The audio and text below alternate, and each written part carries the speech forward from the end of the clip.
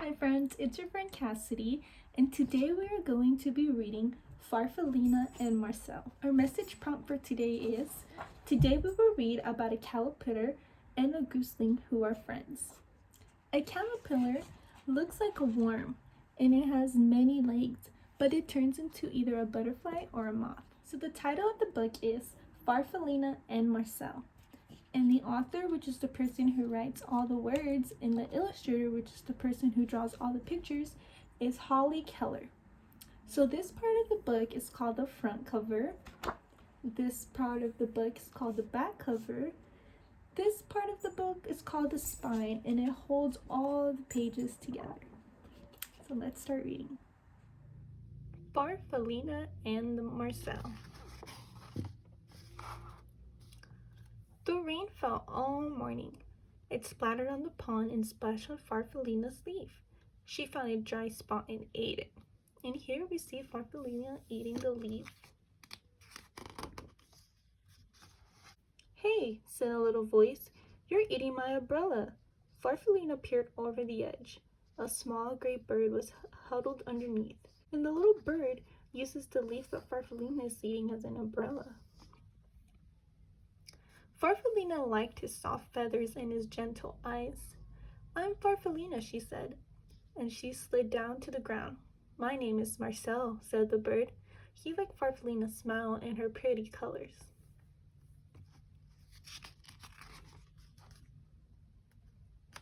The rain turned to drizzle, and Farallina went to play. "I'll hide and you find me," she said. Marcel agreed. Farallina hid under a fern close to the ground, because she knew Marcel couldn't climb. So Marcel and Farallina are playing hide and seek now. "Now I'll hide," said Marcel when he found her, and he hid right behind the tree because he knew that Farallina moved slowly.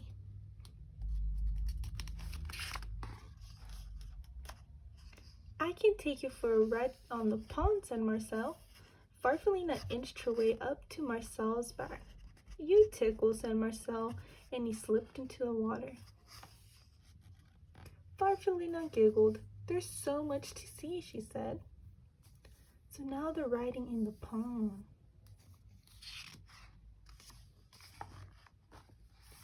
Farallina and Marcel played together every day. They liked the same games and they liked each other. But one day, Farallina was not herself. "I'm not sick," she told Marcel, "just a little uncomfortable. I need to climb up onto a branch and rest for a while." "I'll wait for you," Marcel said, as Farallina made her way up the tree. Marcel watched until Farallina was completely out of sight. Then he settled himself in the grass and waited. So here we see Farallina going all the way up the tree, and Marcel is waiting for her down here.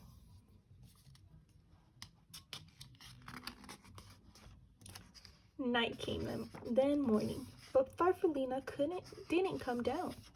Marcel called her, but she didn't answer. He was worried and terribly lonely.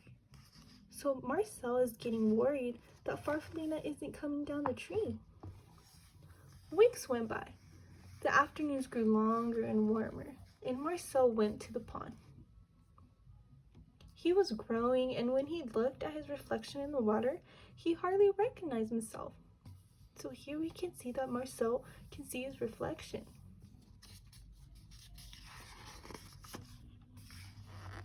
He went back to the tree every day to look for Farallina, but she was never there.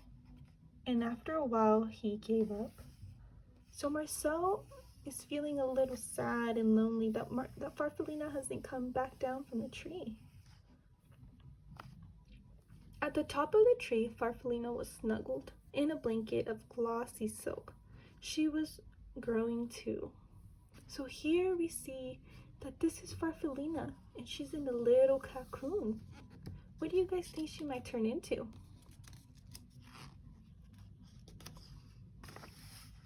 The sky was blue and clear the morning she was ready to come out and open her beautiful new wings.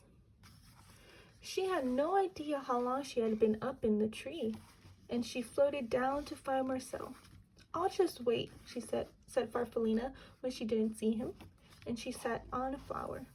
So here we see that Farfallina went from being a caterpillar, which is how she looks like right here, to a beautiful orange butterfly. And that's why she was up in the tree for so long. Night came and then morning, but Marcel wasn't there.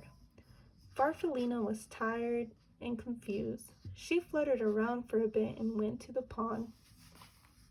The pond was glossy smooth, except for the ripples made by a large, handsome goose, who was swimming in solitary circles. Farfallina shivered with disappointment.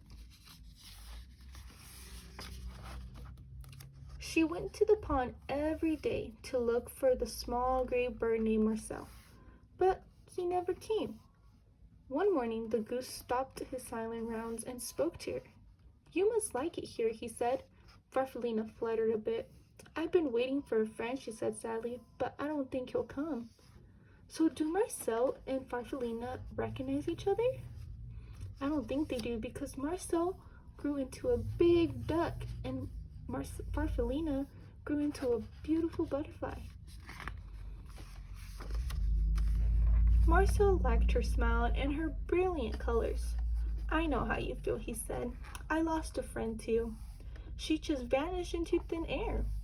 Farfallina liked his sleek feathers and his gentle eyes. "A ride around the pond might cheer you up," Marcel said. Farfallina thought it would, and she settled herself on Marcel's back. So they're riding down the pond again.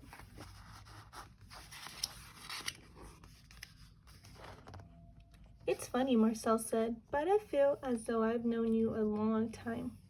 "I was just thinking the same thing," said Farfallina. "My name is Farfallina. What's yours?" Marcel stopped suddenly.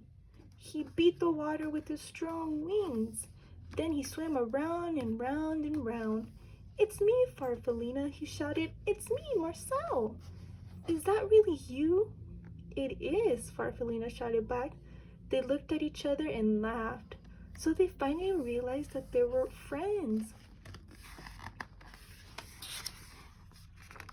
By evening, they had explained everything, and they fell asleep smiling at the stars. So Marcel and Farfallina are very happy that they're finally reunited again and back to being friends. Farfallina and Marcel spent the rest of the summer playing just as they had before. Marcel was careful not to fly too fast because they knew that Farfallina couldn't keep up. Farfallina didn't hide in the flowers because she knew that Marcel would never find her. So they're playing hide and seek again. And when the leaves on the trees around the pond turned red and gold, they decided to go south. Together. So now they're flying to the south together. And that's the end of the book, friends. I hope you guys enjoyed it.